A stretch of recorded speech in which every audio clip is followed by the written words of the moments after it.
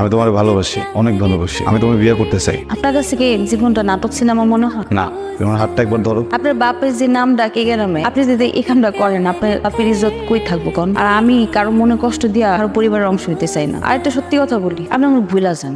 আচ্ছা, কালকে গাঙ্গে যখন জাল ফেলবো, তখন জালে মাছের জায়গায় যদি আমার লাশ ওঠে, তখন বিশ্বাস হইব আমি তোমার ভালোবাসি। তখন মানে নিবা তুমি মনে ভালোবাসো। কি করতেছেন এগুলো আপনি? এগুলো বললেন না। বুঝা কইতাছি। আমার একটা শর্ত আছে, আপনি কোনোদিন পলায় বিয়ে করার কথা বলবেন। আমাকে যদি কোনোদিন বিয়ে হয়, সেটা পরিবারের সম্মতিতেই হবে।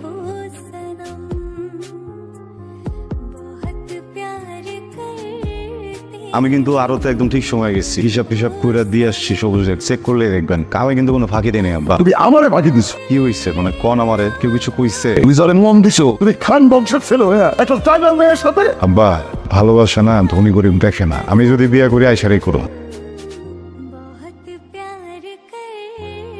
আজকে আমি এমন ঘটনা ঘটানো জীবনে ও আমার পোলা তোর দিকে ছায়া দেখবো না।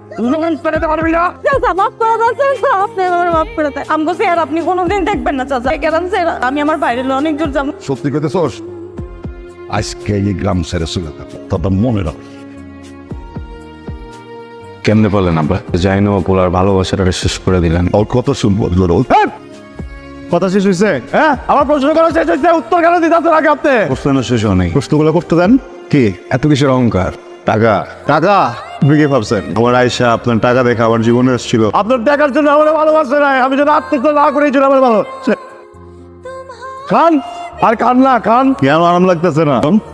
একটা কম দেন আমারে, দেন কম দেন দেন। আর কোনোদিন আমার সাথে যোগাযোগ করার কোনো চেষ্টা করবেন না। আপনার আর আমার সম্পর্ক আজকের পর থেকে শেষ। দোস্ত আমার চলে দোস্ত।